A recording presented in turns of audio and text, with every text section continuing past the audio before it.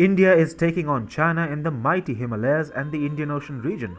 Australia is taming the paper dragon in the South Pacific, and Japan is kicking Chinese vessels out of its waters near the Senkakus in the East China Sea. But what about the South China Sea? Wasn't this region always supposed to be the core of Chinese belligerence and broader resistance against Chinese hegemony? Yes, definitely the US warships keep an eye on the region, but you need a local power too. So, who plays that role?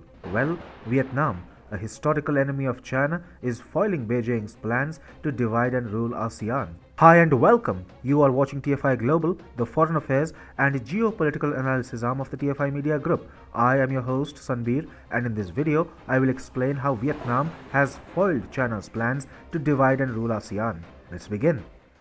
Ever since Cambodia assumed the role of the ASEAN chair, China has been doing everything under its control to use its influence over Cambodia to divide and rule the ASEAN. Cambodia, being a de facto lackey of China, has obliged and is taking ASEAN towards a major split. Beijing is trying to play into ASEAN's divisions and is actively looking to pull countries like Myanmar, Laos, and Cambodia to its side. Vietnam has, however, preempted China's divide and rule strategy. Hanoi knows that China wants to secure a favorable South China Sea Code of Conduct through its influence on Cambodia, but it won't let China have its way. Vietnam is now escalating its border tensions with China in a bid to keep the anti-China sentiment in ASEAN intact and foil Beijing's evil game plan. Vietnam and China have been involved in border tensions for weeks now. No, we are not talking about soldiers pointing guns at each other. The ongoing border tussle involves security forces, villagers, and truck drivers. Thousands of Vietnamese truck drivers remain stuck at the border crossings with China. In more remote stretches of the Sino-Vietnamese border, there have been minor clashes between Chinese security forces on one side and Vietnamese villagers and workers on the other.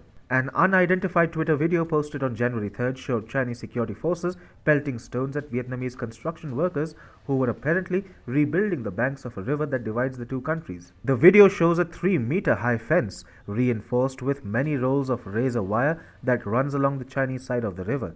China has actually built hundreds of kilometers of such fencing along its border with Vietnam. Beijing claims that the restrictions on the movement of Vietnamese trucks into China are a part of its COVID containment strategy. However, Vietnam is angry. It has even asked farmers to delay harvest because food worth millions of dollars is already rotting on the borders. China is clearly using COVID as a cover to harass Vietnam. This is Chinese economic coercion at its worst. Livelihoods of border villagers depend upon easy transit across the border, but in the garb of the pandemic, China is trying to permanently seal the border and also cut down on trade, which is crucial for Vietnamese farmers in the bordering areas. And Vietnam is making it a point to expose China's economic coercion. It has publicly blamed China's overzealous pandemic restrictions. In a statement issued on December 31st, Vietnam's Ministry of Industry and Trade described Beijing's pandemic prevention measures as over-necessary.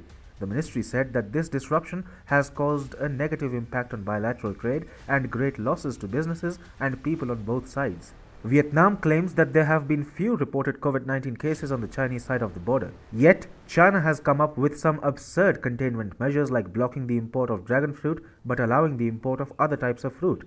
Why? Does the biowarfare unit of the Chinese PLA believe that dragon fruit is an easy carrier of the virus? Local Vietnamese officials claim that they have had more than 50 rounds of talks with their counterparts from China's Guangxi province. But the Chinese are simply not ready to resolve the situation, and even discussions at the deputy foreign minister level haven't helped reach a breakthrough. And then there are reports of protests by some villagers whose livelihoods and family arrangements run the risk of getting jeopardized by China's ongoing action of sealing the border with a permanent fence designed to outlast the borders.